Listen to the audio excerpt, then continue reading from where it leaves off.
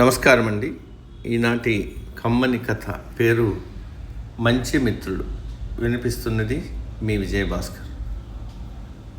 ఒక ధనిక వర్తకుడికి ఒక కొడుకున్నాడు. వాడి చుట్టూ పనికి మాలిన స్నేహితులు చేరారు. ఇది గ్రహించి తండ్రి తన కొడుకును అడ్డమైన వాళ్ళతోనూ స్నేహం చేయవద్దని చాలాసార్లు హెచ్చరించాడు. కానీ కొడుకుకు తన కపట స్నేహితుల మీద ఎంతో నమ్మకం. అందుచేత వాడు తండ్రి మాటలు వినిపించుకోలేదు.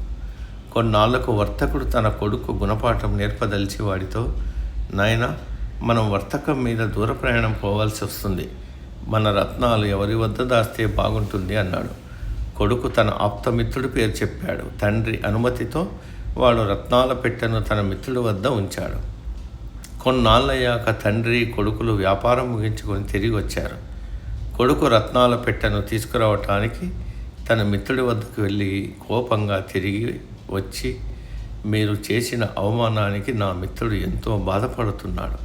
మనమిచ్చిన పెట్టెలో అన్ని రాళ్ళున్నాయట అన్నాడు. తండ్రి నవ్వి, ఆ పెట్టెలో ఏమున్నది నీ మిత్రుడు ఎందుకు చూడాల్సి వచ్చింది? నిజంగా రత్నాలే ఉంటే ఏం చేసి ఉండేవాడో గ్రహించలేదా? నేను నా మిత్రుడి వద్ద కూడా ఒక రత్నాల పెట్టెను దాచాను, వెళ్ళి తీసుకురా అన్నాడు. కొడుకు వెళ్ళి తండ్రి మిత్రుడి వద్ద నుంచి రత్నాల పెట్టెను తెచ్చాడు. తెరిచి చూస్తే అందులోనూ రాళ్లే ఉన్నాయి. మంచి మిత్రుడు ఎలా ప్రవర్తిస్తాడో కొడుక్కి అర్థమైంది. ఇప్పుడు